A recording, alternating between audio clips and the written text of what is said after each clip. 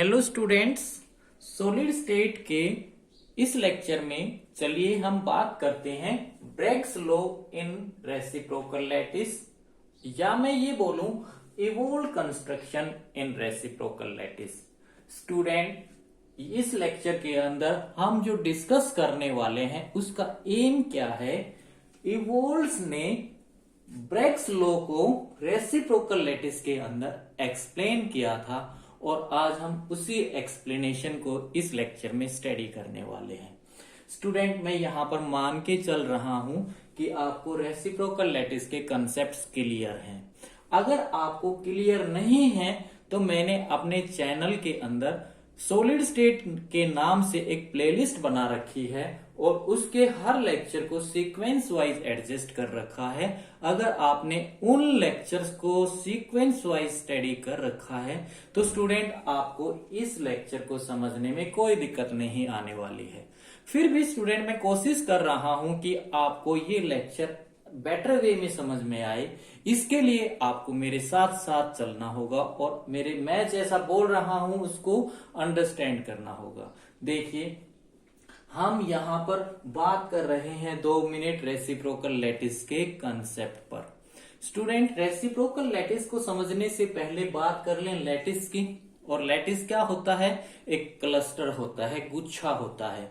और ये किसके अंदर एग्जिस्ट करता है स्टूडेंट? ये किसी सॉलिड के अंदर या किसी क्रिस्टल के अंदर होता है। यानी कि कोई भी सॉलिड कैसे बनता है? एटम्स को क्लोजली पैक कर दिया जाता है 3 डायमेंशंस के अंदर।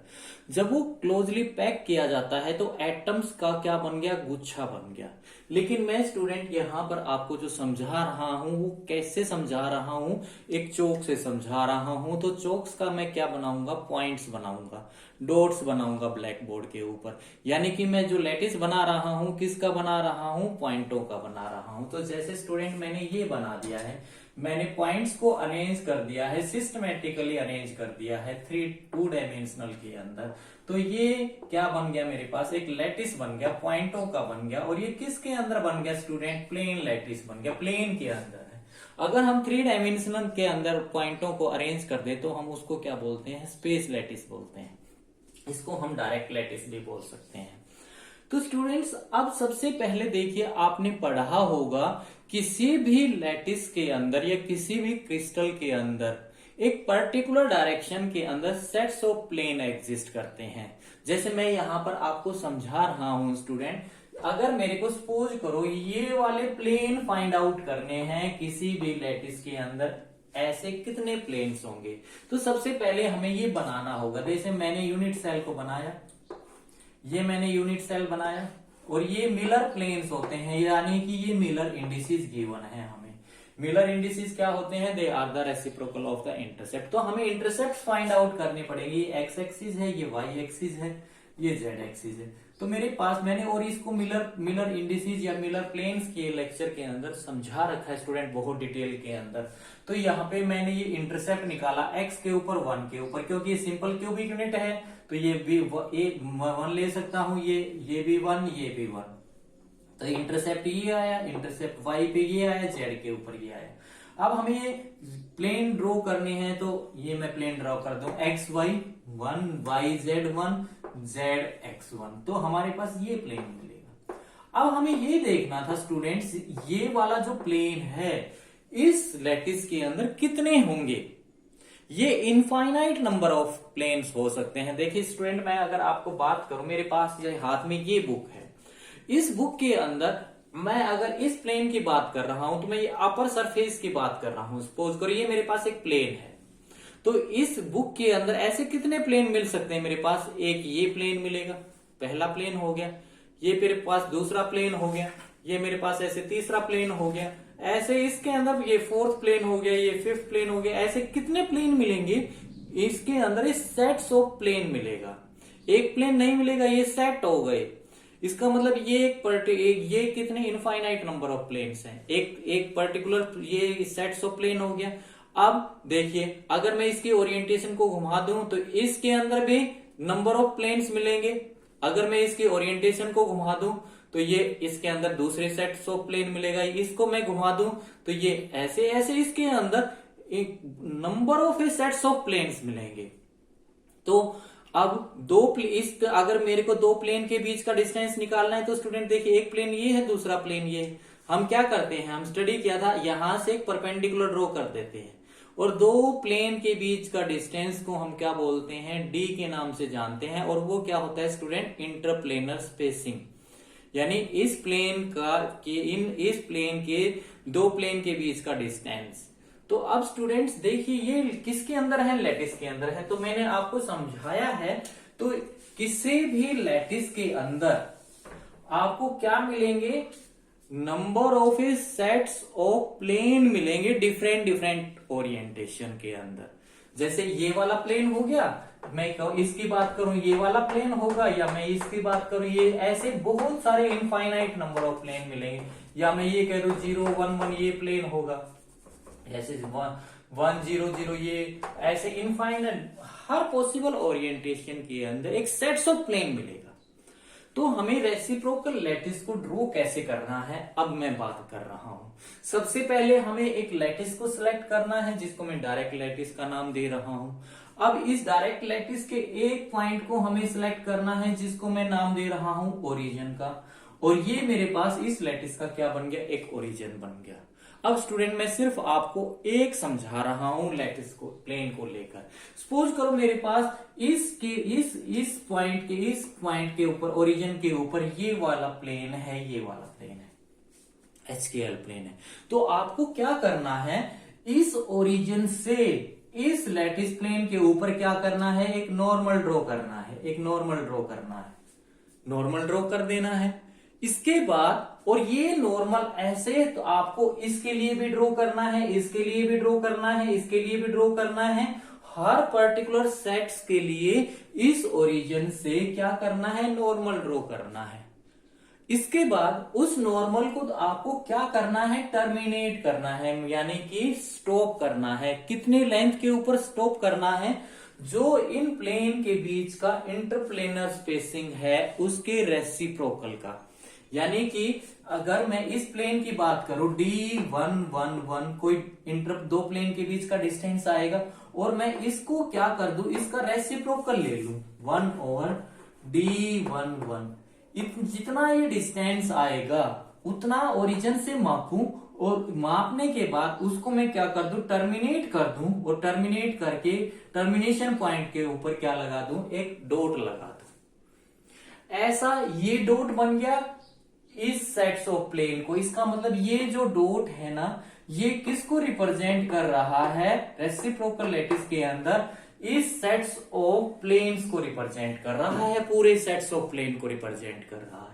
ऐसा ही एक डॉट ऐसे प्लेन्स के लिए बनेगा, सेट्स ऑफ प्लेन के लिए।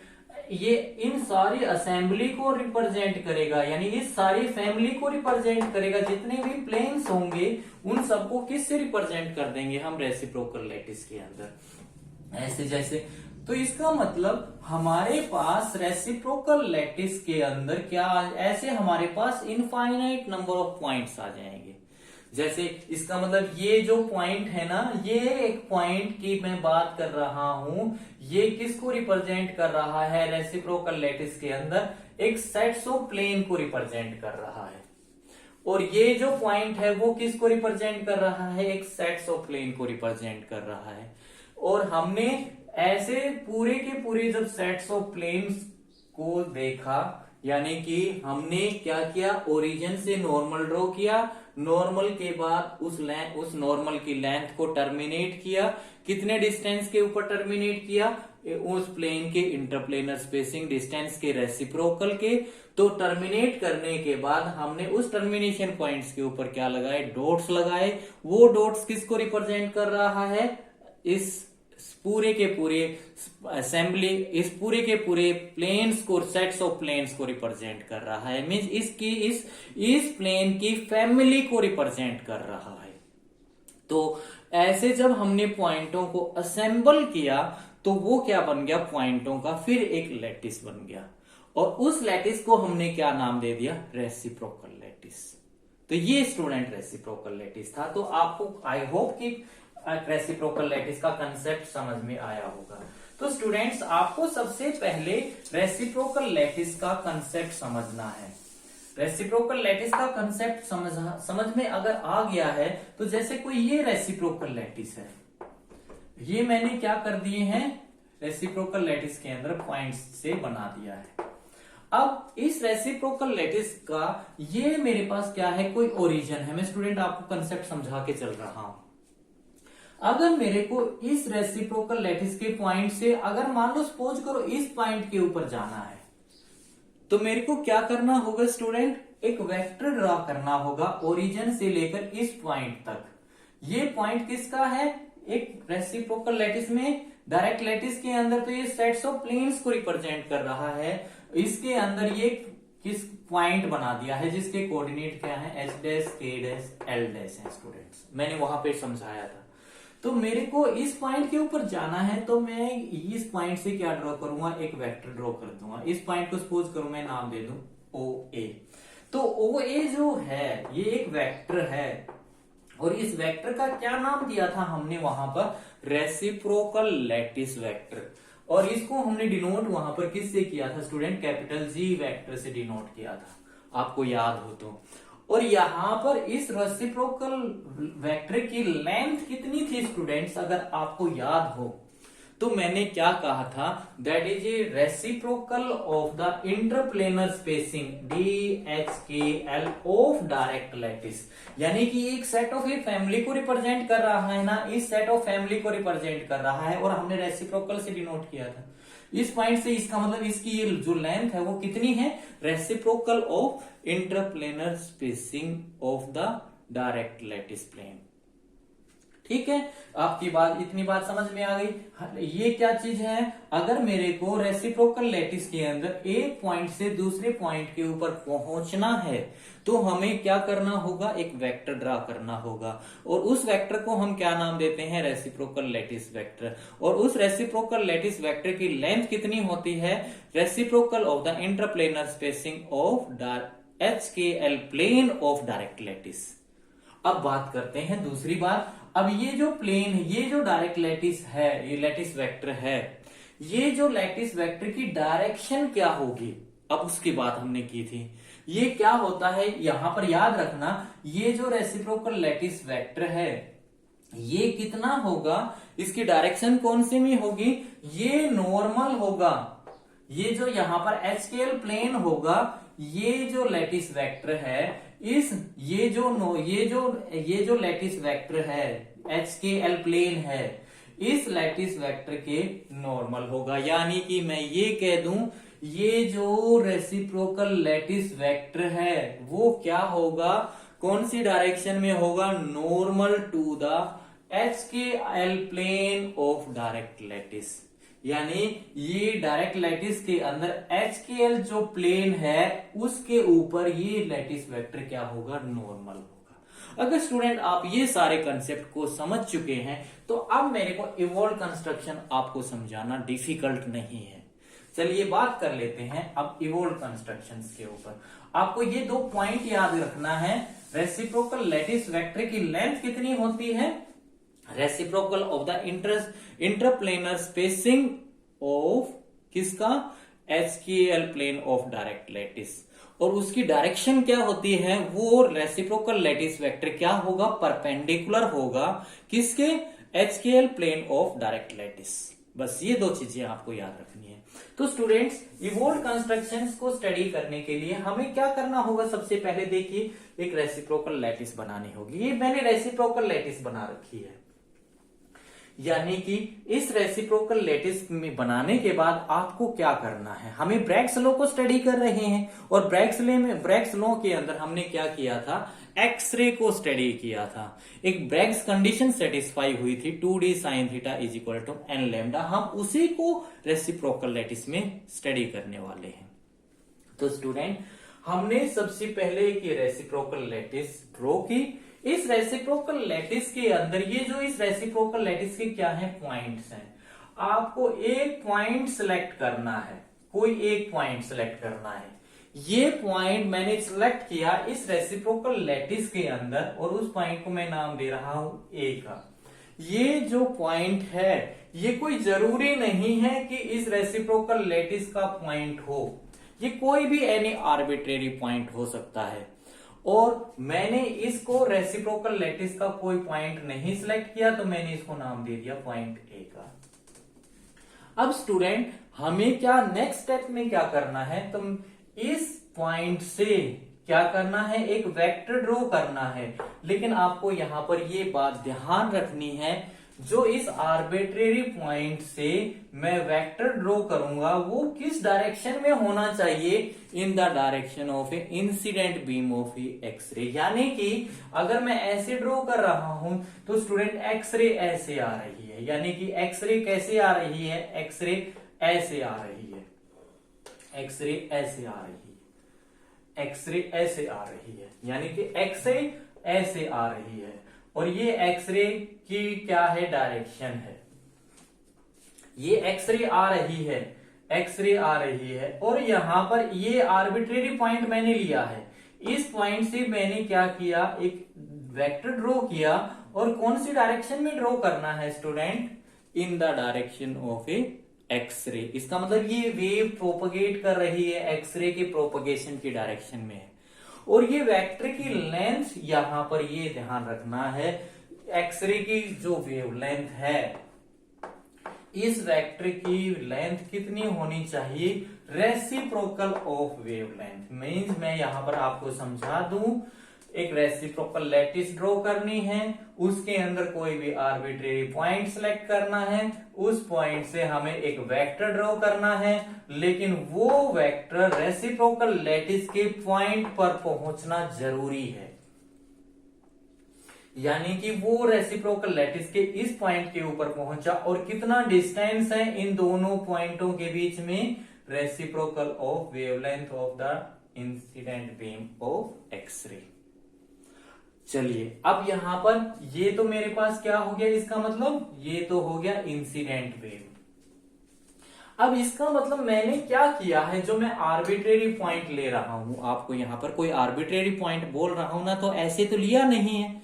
इसका मतलब ऐसे कोई एक्सरे आ रही है तो अपने आप तो डिफ्रैक्शन होगा नहीं। तो हमने क्या किया, जैसे कोई ये मैंने क्रिस्टल लिया, मैं आपको समझा दूं, ये मैंने क्रिस्टल लिया, और इस क्रिस्टल को लेने के बाद मैंने क्या किया, इसके ऊपर कोई एक क्रिस्टल को इस पॉइंट के ऊपर रख दिया, इस पॉइंट के ऊपर रख दिया। और इस क्रिस्टल के को इस पॉइंट के ऊपर रखने के बाद इस क्रिस्टल के अंदर सेट्स ऑफ प्लेन्स होंगे, और मैंने सिर्फ एक सेट्स ऑफ प्लेन, ये वाले प्लेन की मैं बात कर रहा हूं, ये मैंने क्रिस्टल को रखा इस पॉइंट के ऊपर।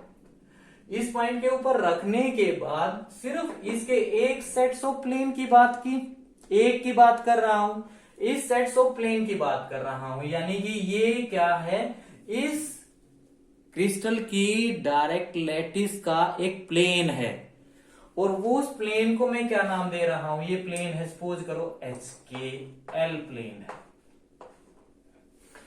और इस प्लेन के ऊपर ये एक्सरे आकर कितने एंगल के ऊपर इंसिडेंट हुई है, थीटा एंगल के ऊपर इंसिडेंट हुई है। मोस्ट ऑफ एक्सरे को डायरेक्टली चली जाएगी सीधी की सीधी, लेकिन ये एक्सरे अगर थीटा एंगल के ऊपर इंसिडेंट हुई है तो स्टूडेंट क्या अक्कर करेगा, इतने ही एंगल के ऊपर एक डिफ्रैक्टेड बीम ऑफ एक्सरे जाएगी। यानी कि ये जो प्लेन है इतने ही एंगल के ऊपर इससे ये क्या होकर जाएगी, diffracted plane, diffracted beam of X-ray जाएगी, जाएगी जरूर जाएगी। यानी कि अब मैं बात करूंगा, ये डिफ्रैक्टेड बीम जाएगी, ये कौन सी है, डिफ्रैक्टेड बीम है, इसकी डिस्टेंस कितना अभी बात करेंगे क्या होगा। तो देखिए स्टूडेंट, मैंने यहां पर क्या क्या बात की है, रेसिप्रोकल लैटिस को लिया, एक आर्बिट्रेरी पॉइंट को सिलेक्ट किया, इसके ऊपर एक क्रिस्टल को रखा, क्रिस्टल का एक प्लेन लिया, ये मेरे पास क्या है, एक वेक्टर है, कौन किसकी डायरेक्शन में है, इंसिडेंट बीम ऑफ एक्सरे है। इस पॉइंट से ये जो वेक्टर ड्रॉ किया, इस एक पॉइंट के ऊपर, रेसिप्रोकल लैटिस पॉइंट के ऊपर पहुंचना बहुत जरूरी है। उसकी लेंथ कितनी है, 1/λ है। इसके बाद स्टूडेंट अब हमें क्या करना है, उस चीज को समझ रहे हैं। जो हमने इस रेसिप्रोकल लैटिस के अंदर आर्बिट्रेरी पॉइंट ए सिलेक्ट किया था, उसको तो हमें सेंटर मान लेना है। और जो ये AO वेक्टर है इसकी कितनी लेंथ है 1/λ है। इसको रेडियस मानते हुए हमें क्या ड्रॉ कर देना है, एक सर्कल ड्रॉ कर देना है। और ये सर्कल अगर मैं प्लेन के अंदर ड्रॉ कर रहा हूं, यानी प्लेन वाली रेसिप्रोकल लैटिस के अंदर ड्रॉ कर रहा हूं, यानी कि 2 डायमेंशनल रेसिप्रोकल लैटिस के अंदर ड्रॉ कर रहा हूं, तो इस सर्कल को नाम दिया गया इवोल्ड सर्कल। अगर ये रेसिप्रोकल लैटिस मैं 3 डायमेंशन के अंदर ड्रॉ कर रहा हूं, यानी कि ये रेसिप्रोकल लैटिस जो हमारी स्पेस के अंदर अगर है, तो उसके अंदर इस चीज को क्या नाम दिया गया, एक स्फीयर का नाम दिया गया। और इस स्फीयर को इवोल्ड ने क्या नाम दे दिया, that is called the evolved sphere. यानी कि अगर पेपर के अंदर इवोल्ड स्फीयर ड्रॉ करना आ गया या डिफाइन करना आ गया, तो आप कैसे डिफाइन करोगे। Now take a reciprocal lattice, select any arbitrary point A, make it as a centre, उसको सेंटर बना लेना है, and draw a vector AO whose length is equal to 1/λ, that is radius of that circle, and draw a circle in that reciprocal lattice. That circle are called the evolved circle in 2 dimensional. If that is to be drawn in a 3 dimensional reciprocal lattice, that is called a evolved sphere. तो student इतना define करना है। evolved sphere को मैं फिर बता देता हूं, आर्बिट्रेरी पॉइंट को सेंटर मानते हुए 1/λ डिस्टेंस को रेडियस लेते हुए रेसिप्रोकल लैटिस के अंदर हमें एक जो सर्कल ड्रॉ कर रहे हैं, अगर वो 3 डायमेंशन के अंदर है, तो that is called the evolved sphere. अब इससे आगे चलते हुए देखिए हम क्या कहते हैं। अब जब हमने इवोल्ड स्फीयर को ड्रॉ किया या इवोल्ड सर्कल को ड्रॉ किया इस रेसिप्रोकल लैटिस के अंदर, तो हमने क्या देखा है, देखिए इस सर्कल ने या इस स्फीयर ने इस रेसिप्रोकल के पॉइंट्स को कहीं कहीं पर क्या किया है, इंटरसेक्ट किया है। एक तो यहां पर देखिए ये पॉइंट वो है जहां पर इंटरसेक्ट कर रहा है, इसके बाद इनको नहीं कर रहा, इस पॉइंट को इंटरसेक्ट कर रहा है, इसके बाद कहीं पर बिना करके यहां पर इंटरसेक्ट कर रहा है। तो हमें स्टूडेंट क्या स्टडी करना है, जो ये इवोल्ड स्फीयर है इस रेसिप्रोकल लैटिस के पॉइंट को जहां जहां पर इंटरसेक्ट कर रहा है वहां पर तो क्या हो रहा है, और जिन पॉइंटों को इंटरसेक्ट नहीं कर रहा उन पॉइंटों के ऊपर क्या हो रहा है। तो स्टूडेंट अब हम यहीं से स्टडी करना स्टार्ट करेंगे। जो ब्रैग्स ने 2d sin theta is equal to n λ दी थी, कंडीशंस को दिया था, वो कंडीशन इस रेसिप्रोकल लैटिस के अंदर कहां पर तो सेटिस्फाई हो रही है, कहां पर सेटिस्फाई नहीं हो रही। चलिए स्टूडेंट हम क्या कह रहे हैं, देखिए हमने क्या किया है, ये HKL प्लेन है किसी क्रिस्टल का, उस क्रिस्टल को हमने कैसे रखा हुआ है स्टूडेंट, उस क्रिस्टल को हमने इस आर्बिट्रेरी पॉइंट के ऊपर ऐसे रखा हुआ है, ऐसे खड़ा हुआ है बिल्कुल। वो कैसे रखा हुआ है मैं आपको फिर बता देता हूं, इस आर्बिट्रेरी पॉइंट के ऊपर बिल्कुल ऐसे है। और इस क्रिस्टल के अंदर sets of a parallel planes हैं। तो मैंने ये तो मैं आपको दिखा दूं, ये तो मैंने क्या रख दिया, क्रिस्टल को रख दिया, ये क्रिस्टल है मेरा, और इस क्रिस्टल के अंदर मैं ओनली एक सेट्स ऑफ प्लेन ले रहा हूं। कौन सा प्लेन ले रहा हूं, HKL, किसका, इसके डायरेक्ट लैटिस का। मींस इस क्रिस्टल की जो डायरेक्ट लैटिस है उसके अंदर number of a sets of planes होंगे, और हमने सिर्फ एक प्लेन HKL प्लेन को लिया है, और वो ये HKL प्लेन की ओरिएंटेशन है। अब ये जो एक्सरे आ रही है जिसकी वेवलेंथ लैम्डा है, वो इस प्लेन के ऊपर आकर थीटा एंगल के ऊपर इंसिडेंट हुई है, जैसा कि मैं बता चुका हूं। अब ये क्या होगी, मोस्ट इंटेंस रिफ्लेक्शन या diffraction according to law of reflection क्या कहता है, उतने ही एंगल के ऊपर एग्जिस्ट करेगा जितने एंगल के ऊपर वो इंसिडेंट हुई थी। इसका मतलब ये उतने ही एंगल के ऊपर क्या करके चली जाएगी, ये डिफ्रैक्ट होके चली जाएगी, और डिफ्रैक्ट होने के बाद ये किस पॉइंट के ऊपर जाकर इस स्फीयर के साथ इंटरसेक्ट कर रही है, इस बी पॉइंट के ऊपर जाकर इंटरसेक्ट कर रही है। तो हमें ये देखना है इस पॉइंट के ऊपर क्या होगा। तो स्टूडेंट यहां से देखिए ए बी भी क्या बन चुका है, इस सर्कल का रेडियस बन चुका है। तो ये वाला डिस्टेंस भी कितना होगा, 1/λ ही होगा। तो स्टूडेंट यहां से देखिए ये तो कौन सी बीम है, ये तो मेरे पास जो है वो कौन सी है, इंसिडेंट बीम है, ये इंसिडेंट बीम है। और ये कौन सी है स्टूडेंट, ये मेरे पास diffracted beam of a X ray है। यानी कि मैं यहाँ इंसिडेंट से डिफ्रैक्टेड के ऊपर जाना चाह रहा हूं, यानी कि मैं इस ओरिजिन से और इस पॉइंट को स्टडी करना चाह रहा हूं। तो स्टूडेंट जिस ओरिजिन से हमने क्या किया, एक वेक्टर ड्रॉ कर दिया और जिस पॉइंट के ऊपर मैं पहुंचना चाह रहा हूं वहां तक। और स्टूडेंट देखिए मैंने अभी अभी बात की थी, जो हमारे ओरिजिन को, जो वेक्टर हमारे ओरिजिन को किसके साथ कनेक्ट करे, रेसिप्रोकल लैटिस पॉइंट के साथ कनेक्ट करे, उसे हम क्या कहते हैं, एक वेक्टर कहते हैं। और उस वेक्टर का क्या नाम था, रेसिप्रोकल लैटिस वेक्टर।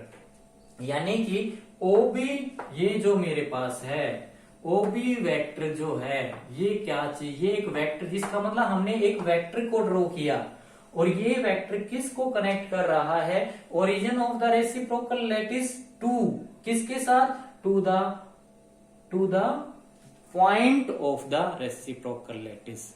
उसके कोऑर्डिनेट कितने हैं, h dash k dash l dash, ये उसके कोऑर्डिनेट हैं इस पॉइंट B के। तो ये हमारे पास क्या बन गया स्टूडेंट, एक वेक्टर बन गया। इसका मतलब OB is a vector that connecting origin of the reciprocal lattice to the any point B of that reciprocal lattice whose coordinate are h dash k dash l dash। तो इसको मैं लिख सकता हूं, ये क्या बन गया मेरे पास, रेसिप्रोकल लैटिस वेक्टर बन गया, ये मेरे पास यही बना है। और स्टूडेंट लैटिस वेक्टर किस नाम से हमने डिफाइन किया था, हमने जी के नाम से डिफाइन किया था। इसका मतलब ये मेरे पास जी वेक्टर है। और इसके बाद मैंने इस रेसिप्रोकल वेक्टर की लेंथ को डिफाइन किया था स्टूडेंट। इस रेसिप्रोकल लैटिस वेक्टर की जो लेंथ होगी वो कितना होगी, वो होगी जो ये मेरा प्लेन है ना, यानी कि ये जो मेरा प्लेन है, इस प्लेन का जो इंटरप्लेनर स्पेसिंग है, इंटरप्लेनर स्पेसिंग को मैंने डिफाइन किया था स्टूडेंट। हमने ऐसा एक अगला भी प्लेन होगा, उन दोनों के बीच का डिस्टेंस निकाला था और उन दोनों के बीच के डिस्टेंस को हमने क्या नाम दिया था, डी का नाम दिया था। तो ये जो रेसिप्रोकल हमारे पास लैटिस वेक्टर है, इसकी लेंथ कितनी हम प्रूव कर चुके हैं, that is a reciprocal of DHKL, यानी कि रेसिप्रोकल ऑफ इंटरप्लेनर स्पेसिंग किसके बीच में, HKL plane of direct lattice. ये हो गया हमारे पास। और स्टूडेंट मैं यहां पर 1 ले रहा हूं, लेकिन इन जर्नल में इसको क्या लिखूंगा, n के साथ मैंने इसको मल्टीप्लाई किया है और ये समझाता हूं क्या आता है, n के साथ क्यों किया है। स्टूडेंट मैंने यहाँ पर n की जो वैल्यू ले रखी है ये 1 ले रखी है। किस कंडीशंस के ऊपर ले रखी है, जब मैंने ये इवोल्व स्फीयर ड्रॉ किया 1/λ लेंथ का, यानी कि 1/λ हमने क्या लिया है, इस स्फीयर का रेडियस लिया है, रेडियस है हमारे पास, ठीक है। अब मैं n की वैल्यू 2 कब लूंगा, n की वैल्यू 2 मैं उस कंडीशन पे लूंगा जब मैं यहां पर इस स्फीयर का रेडियस कितना ले लूंगा, 2/λ ले लूंगा। और इस n की वैल्यू को मैं 3 कब लूंगा स्टूडेंट, n की वैल्यू को 3 मैं कब लूंगा, जब मेरे पास लैम्डा की रेडियस कितना होगा, रेडियस की वैल्यू मेरे पास 3/λ होगी। इसका मतलब ये हमारे पास, मैं क्या कह रहा हूं, n is the largest integral factor, मैं लार्जेस्ट टू लार्जेस्ट बता दिया है। एन कोई लार्जेस्ट इंटीग्रल फैक्टर है वो, लेकिन वो है किसका? इस एच के एल का वो कॉमन फैक्टर है।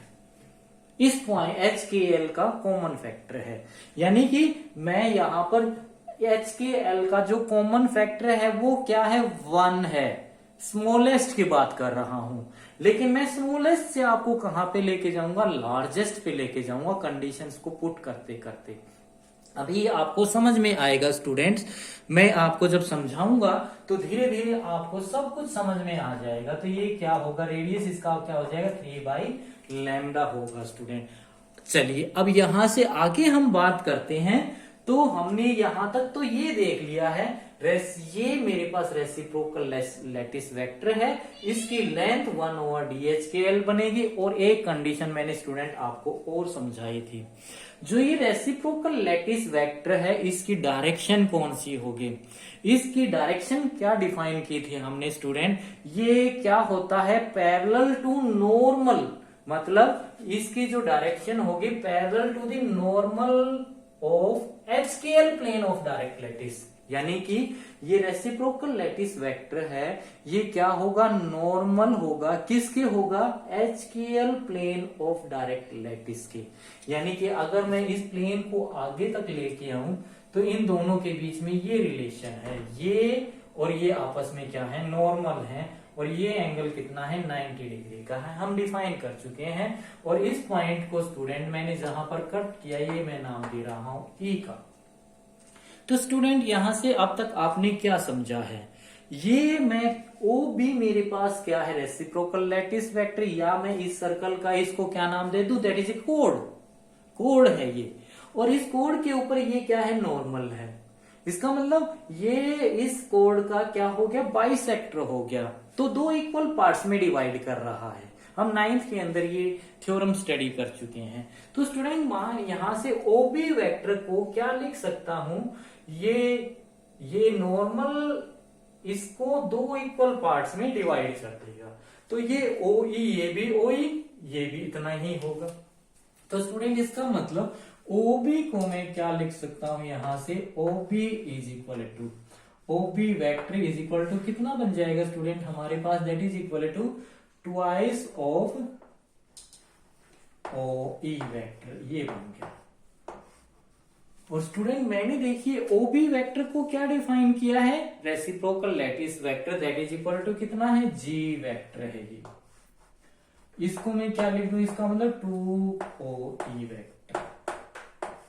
और स्टूडेंट यहां से G वेक्टर की वैल्यू कितनी है? 1 ओवर, ये 1 किस कंडीशन पे है? तो मैं जर्नल लगा रहा हूं, N over DHKL is equal to twice of OE। अब हमें OE के मैग्नीट्यूड की वैल्यू को फाइंड आउट करना है, यानी कि O से E की ये वैल्यू निकालनी है। तो इसके लिए स्टूडेंट हमने क्या किया? एक राइट एंगल ट्रायंगल को लिया। कौन सी राइट एंगल ट्रायंगल बन रही है? देखिए AEO, E के ऊपर 90, ये लगा दो 90। इसके ऊपर थीटा कहां पर है मेरा? A पे, थीटा ये है थीटा।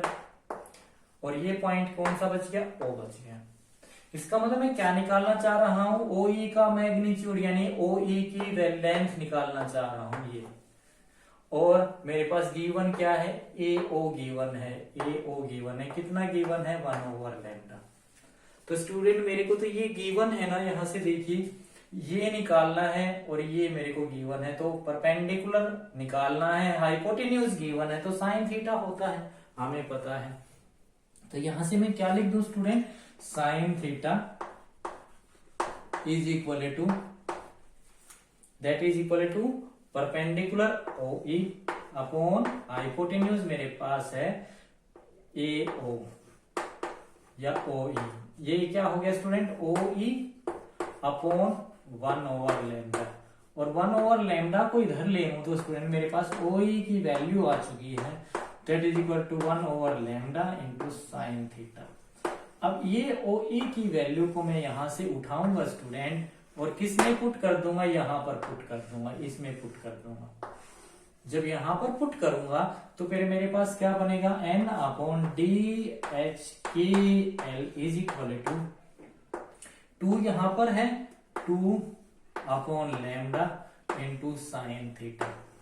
और क्या लिख सकते हैं, देखिए स्टूडेंट, इसको क्रॉस मल्टीप्लाई कर देते हैं हम। अगर क्रॉस मल्टीप्लाई करेंगे तो यहां से हमारे पास क्या बनेगा, ये लैम्डा इधर आ गया, 2 इधर आ गया, तो ये 2 D H K L into sine theta is equal to ये क्या बन गया, एन लैम्डा। यही बन गया, इसको इधर ले लिया। अब स्टूडेंट यहां पर देखिए बहुत इंपॉर्टेंट इक्वेशन है ये जो 2d H K L sine theta is equal to N lambda है, इसी को हम क्या कहते हैं, ब्रैग्स इक्वेशन कहते हैं। और ये ब्रैग्स इक्वेशन कब सेटिस्फाई हो रही है, अब हमें इसको स्टडी करना है। देखिए मैंने अगर स्टूडेंट क्या कंडीशंस ली है, जो मैंने ये सर्कल ड्रॉ किया है उसका रेडियस जो है, उसका मेरे पास रेडियस जो है कितना है, उसका रेडियस मेरे पास कितना है, 1/λ है। इस कंडीशंस के लिए मैं स्टडी कर रहा हूं। तो हमने क्या देखा, जब मैंने और यहां पर मैंने n की वैल्यू को क्या पुट किया है, 1 किया है यहां पर। यानी कि ये जो मैं कंडीशन ले रहा हूं, अपनी जर्नल बात कर रहा हूं, तो मैं अगर 1/λ रेडियस ले रहा हूं तो इस n की वैल्यू 1 होनी चाहिए। अगर n की वैल्यू 1 लूंगा यहां पर, देखिए तो यहां पर ये 1 आएगा, ये 1 आएगा, क्योंकि यहां पर मैं अगर 1 लूंगा तो यहां पर ये 1/dh होगा, g की वैल्यू 1/dh होगी यहां पर, ये ऐसे। अगर यहां पर ये 1 होगा तो स्टूडेंट क्या आएगा, यहां पर n की वैल्यू 1 आएगी। तो रेफरेंस पॉइंट मेरा क्या है, मैं वहां से बात कर रहा हूं n की वैल्यू 1 से। तो मेरे पास ये कंडीशंस क्या आ रही है, 2d H K L sine theta is equal to lambda, ये कंडीशन आ रही है। अब ये इक्वेशन देखिए क्या सेटिस्फाई हो रही है, सबसे पहले हम यहां पर देखते हैं। तो देखिए स्टूडेंट, मेरे पास यहां पर हम क्या कहना चाह रहे हैं, यहां से जो मैंने ये इवोल्व स्फीयर ड्रॉ किया है इस रेसिप्रोकल लैटिस ने, उस इवोल्व स्फीयर ने जिस ओनली 1/λ डिस्टेंस के ऊपर जाकर जिस रेसिप्रोकल लैटिस को इंटरसेक्ट किया है, ये डिफ्रैक्टेड रे इस कंडीशंस को उसी पॉइंट के ऊपर सेटिस्फाई कर रही है। यानी कि बाकी किसी पॉइंट के ऊपर ये ब्रैग्स की कंडीशन नहीं सेटिस्फाई होगी, क्योंकि ये इंसिडेंट जो वेवलेंथ है और वो डिफ्रैक्टेड वेव की जो लेंथ है, वो दोनों क्या नहीं होंगी, इक्वल नहीं होंगी। तो यहां पर हमने क्या देखा, इसका मतलब एक कंक्लूजन निकला, जो ये इवोल्व स्फीयर इन रेसिप्रोकल लैटिस के पॉइंट को इंटरसेक्ट करेगा, उन पॉइंट के ऊपर डिफ्रैक्शन अकर करेगा, हम ये बोल सकते हैं। और जिन पॉइंट के ऊपर ये इवोल्व स्फीयर इंटरसेक्ट नहीं करेगा, वहां पर कोई भी डिफ्रैक्शन अकर नहीं करेगा। अब मैं यहां पर ये आपको बात बता दूं, अब n की वैल्यू यहां पर 2 कब लेंगे, देखिए अगर मैं यहां पर 2 ले लेता हूं स्टूडेंट, d की value n is equal to 2 ले रहा हूं, और n की वैल्यू 2 कब लूंगा, मैं उसी कंडीशंस को दिखा रहा हूं आपको। जब मैं ये स्फीयर ड्रॉ करूं कितने रेडियस का, 2/λ, यानी कि मैंने लेंथ को बढ़ा दिया है। लेंथ को देखो, मैं अगर आपको समझाऊं लेमैन की भाषा में, अगर मेरे पास 1/λ अगर 0.5 सेंटीमीटर है, 0.5 सेंटीमीटर, तो ये कितना आएगा स्टूडेंट, ये कितनी लेंथ का सर्कल ड्रॉ किया है हमने, ये हमने 2 सेंटीमीटर का सर्कल ड्रॉ किया है। इसको हटा दो, 10 कट के आ जाएगा। अगर मैं अब कह रहा हूं, अगर मैं इस सर्कल की रेडियस को बढ़ा दूं, सर्कल की रेडियस को कितना कर दूं, सर्कल की रेडियस को मैं 2/λ कर देता हूं, तो उस कंडीशन पे n की वैल्यू क्या आएगी इन जनरल, वो देख रहा हूं। अगर मैंने 2/λ किया तो इसका मतलब यहां पर मैंने क्या कर दिया, 2/0.5 कर दिया। और 2/5 कर दिया तो 20/5 हो गया, तो ये कितना हो गया 4 हो गया। यानी कि अब मेरे को जो रेडियस ड्रॉ करना है वो कितने करना है 4 सेंटीमीटर का, मतलब रेडियस बढ़ गया। अब रेडियस बढ़ गया तो हमें एक स्फीयर जो ड्रॉ करना है वो अब इस पॉइंट के ऊपर इंटरसेक्ट नहीं करेगा, तो कहां पर करेगा, इसके अगर मैंने ये कंडीशंस को लिया तो ये कंडीशन मैंने यहाँ पर 2 पुट करना पड़ेगा। अब यहाँ पर 2 पुट करूंगा तो यहाँ पर 2 पुट करूंगा और यहाँ पर 2 पुट करूंगा। इसका मतलब अब यहाँ पर देखिए मैं 2 ले रहा हूं, तो ये क्या कंडीशन आ रही है, देखिए 2d, इसको मैं क्रॉस मल्टीप्लाई करूं तो ये कौन सी कंडीशन आ रही है, कौन सी कंडीशन मेरे पास आएगी यहां से, ये देखिए अगर मैं इसको क्रॉस मल्टीप्लाई करूं तो 2 lambda is equal to 2d HKL sine theta, ये आएगी ना। तो यानी कि ये वाला पार्ट तो मेरा वही है और यहां पर ये वैल्यू चेंज हो रही है। कब चेंज हो रही है, जब मैं इस रेडियस को क्या कर रहा हूं, इंक्रीज कर रहा हूं, और n की वैल्यू 2 कब बन रही है, जब इसका रेडियस में कितना कर दूं 2/λ रेडियस का स्फीयर ड्रॉ करूं, और जो स्फीयर जिन पॉइंट के ऊपर इंटरसेक्ट करेगा उनके ऊपर क्या करेगा, इंटरसेक्ट डिफ्रैक्शन एग्जिस्ट करेगा। इसका मतलब ऐसे ही मैं चलता चलूं और मैं लार्जेस्ट पे पहुंच जाऊं तो लार्जेस्ट सर्कल स्फीयर का रेडियस कितना होगा, वो होगा मेरे पास n/dHKL का। और उस केस में मेरे पास जो स्फीयर जिन पॉइंट को इंटरसेक्ट करेगा वहां पर कौन सी कंडीशन सेटिस्फाई होगी, 2d/HKL sine theta is equal to n λ, ये वाली कंडीशन हमारी सेटिस्फाई हो जाएगी। तो इवोल्स ने ये कहा कि हम रेसिप्रोकल लैटिस के अंदर ब्रैग्स को स्टडी कर सकते हैं। और कैसे उसने समझाया था कि जो हमारी ब्रैग्स की equation 2d sine theta is equal to n λ है, वो रेसिप्रोकल लैटिस के अंदर तभी सेटिस्फाई होगी जब ये हमारा इवोल्ड स्फीयर है जिन जिन रेसिप्रोकल पॉइंट के साथ इंटरसेक्ट करेगा वहां पर तो ये डिफ्रैक्शन अकर करेगा और बाकी किसी भी पॉइंट के ऊपर डिफ्रैक्शन नहीं होगा। तो उन्हीं पॉइंट के ऊपर ब्रैग्स इक्वेशन सेटिस्फाई होगी जिन पॉइंट के साथ ये इवोल्ड स्फीयर इंटरसेक्ट करेगा। तो ये इवोल्ड्स ने ब्रैग्स लॉ की एक्सप्लेनेशन दी थी रेसिप्रोकल लैटिस के अंदर। अब हम ब्रैग्स लॉ की वेक्टर फॉर्म को स्टडी करने वाले हैं इवोल्ड कंस्ट्रक्शंस की हेल्प से। तो देखिए स्टूडेंट, अब मैं आपको एक बहुत इंपॉर्टेंट फैक्टर समझा रहा हूं और वो है हमारा क्या, vector form of Bragg's law. और इसके लिए हमें क्या करना होगा स्टूडेंट, हमने क्या किया, देखिए हमने अपने एक्स डायग्राम की तरफ देखा और हमारा डायग्राम स्टूडेंट क्या कह रहा है। अब मैं पहले 2 मिनट उसको समझा दूं। देखिए स्टूडेंट, ये मेरे पास जो इंसिडेंट वेव आ रही है, मींस कि ये कोई इंसिडेंट वेव है, ये वेव प्रोपगेट करती है हमारे, और ये वेव का स्टूडेंट क्या होता है, कोई ना कोई प्रोपगेशन कांस्टेंट होता है जिसको स्टूडेंट हम किसके नाम से डिनोट करते हैं, के नाम से डिनोट करते हैं। तो स्टूडेंट यहां से यहां तक ये इंसिडेंट वेव का क्या है, प्रोपगेशन वेक्टर है। और प्रोपगेशन वेक्टर की वैल्यू स्टूडेंट कितनी होती है, दैट इज इक्वल टू 2π/λ।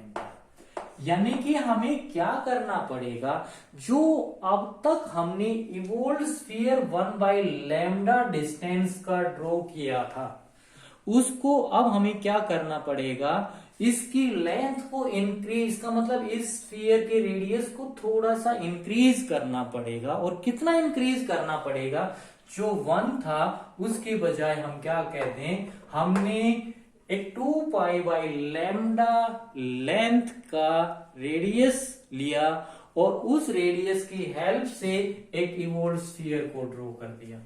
यानी कि जो हमारे पास पहले इवोल्व स्फीयर का रेडियस 1/λ था, उसको एक्सटेंड कितना किया, 2/λ का एक्सटेंड करके इवोल्व स्फीयर ड्रॉ कर दिया। तो उस केस में ये तो क्या बन गया हमारे पास, इंसिडेंट प्रोपगेशन कांस्टेंट। और ये मेरे पास क्या बन गया, डिफ्रैक्टेड बीम। ये मेरे पास इधर कौन जा रहा है, डिफ्रैक्टेड बीम ऑफ एक्सरे जा रही है। और ये भी कितना होगा स्टूडेंट, इसका मतलब दैट इज इक्वल टू 2π/λ, यही होगा। और हमें इसको डिनोट कर रहे हैं इंसिडेंट प्रोपगेशन कांस्टेंट के वेक्टर से। ये मेरे पास क्या हो गया, डिफ्रैक्टेड, तो इसको मैं के डैश के नाम से डिनोट कर रहा हूं। तो देखिए मेरे पास ओ ए वेक्टर कितना हो गया student, O A vector that is equal to, यानी कि मैं इसको क्या कह दूं, ए से लेकर ए O vector. O A vector नहीं लेंगे क्योंकि हम ए से ओ की तरफ वेक्टर ड्रॉ किया है। ये मेरे पास क्या है, ए वेक्टर। अब मेरे पास ए बी वेक्टर, ये मेरे पास ए बी वेक्टर कितना है स्टूडेंट, ये मेरे पास के डैश वेक्टर ये है, के डैश वेक्टर। और स्टूडेंट मेरे पास ओ बी क्या है, ये तो मेरे पास रेसिप्रोकल लैटिस वेक्टर है जिसको हम डी से डिनोट कर चुके हैं। तो ओ बी वेक्टर मेरे पास क्या है, जी वेक्टर है स्टूडेंट। और क्या है हमारे पास, देखिए ये मैं क्या लिख रहा हूं, ब्रैग्स लॉ की वेक्टर फॉर्म को स्टडी कर रहा हूं। क्या किया हमने वेक्टर फॉर्म को स्टडी करने के लिए, जो हमारा इवोल्व स्फीयर का रेडियस 1/λ था उसको इंक्रीज कर दिया 2π फैक्टर से, बस इतना किया है। तो ये क्या बन गया, 2π/λ रेडियस का एक इवोल्व स्फीयर बन गया। और 2π/λ क्या होता है, प्रोपगेशन कांस्टेंट होता है। तो ये वेव क्या कर रही है, प्रोपगेट कर रही है, इंसिडेंट वेव। ये डिफ्रैक्टेड बीम है। तो यहां से देखिए ये जो ए ओ वेक्टर है वो भी रेडियस ऑफ द सर्कल है, और ए बी वेक्टर है वो भी रेडियस ऑफ द सर्कल है। तो यहां से हमारे पास एक कंडीशन आ गई, रेडियस तो इक्वल है, तो यहां से हमारे पास क्या आ गई, A O vector exactly equal to A B vector. ये पहली कंडीशन है। इसका मतलब मेरे पास क्या आ गया, के वेक्टर इज इक्वल टू के डैश वेक्टर, ये आ गया। अब स्टूडेंट देखिए मैं यहां से चला यहां पर पहुंचा, यहां से चला यहां पर पहुंचा, और ये मैं रिजल्टेंट निकाल रहा हूं। तो ये क्या बन गई, एक ट्रायंगल बन गई। और ट्रायंगल के अंदर हम दो वेक्टर को ऐड करना सीख चुके हैं, उस जिसको हमने क्या कहा था, triangle law of vector addition. तो यहाँ पर क्या लगेगा, ट्रायंगल ने क्या कहा था, अगर किसी एक वेक्टर के हेड के ऊपर दूसरी वेक्टर की टेल है और उसका जो रिजल्टेंट है दोनों हेड के साथ कनेक्ट हो रहा है, तो वो रिजल्टेंट देगा। तो रिजल्टेंट क्या होगा, रिजल्टेंट ये होगा, this vector plus this vector is equal to this vector. तो यहां से मैं by triangle law of vector addition लिखूं तो क्या लिखूं, A O vector plus O B vector is equal to A B vector, ये लिख सकता हूं। तो ये क्या बन गया स्टूडेंट, ये हमारे पास है के वेक्टर, ये हमारे पास है जी वेक्टर, ये हमारे पास है के डैश वेक्टर। तो स्टूडेंट ये जो हमारे पास इक्वल क्या चीज है, इसका रेडियस इक्वल है, और रेडियस किसके अंदर है, मैग्नीट्यूड के अंदर है। तो इसका मतलब हमारे पास ये वेक्टर इक्वल नहीं है, इसका मैग्नीट्यूड इक्वल है, ये इसका मैग्नीट्यूड इक्वल है स्टूडेंट। और मैग्नीट्यूड इक्वल है यानी कि k इज इक्वल टू के डैश है। k की वैल्यू कितनी है, 2π/λ। तो मैग्नीट्यूड निकालने के लिए हमने इसको क्या किया, इसको इसी से मल्टीप्लाई कर दिया। तो ये तो क्या बन गया स्टूडेंट, के स्क्वायर, इधर वाली टर्म तो इज इक्वल टू इधर वाली टर्म क्या बन गई, के डैश स्क्वायर, ये के डैश है, plus G square plus 2k vector dash into G vector, ये बन गया मेरे पास। तो यहां से देखिए ये क्या था, ये के डैश है, ये के डैश नहीं है, ये के डैश नहीं है स्टूडेंट, ये के है, यहाँ पे ये के डैश है, तो ये के डैश स्क्वायर आएगा, के डैश स्क्वायर इक्वल टू इसका स्क्वायर, ये आ गया, इसका स्क्वायर ये आ गया, और 2i of 2k dot G vector, यानी कि हमने डॉट प्रोडक्ट ले लिया।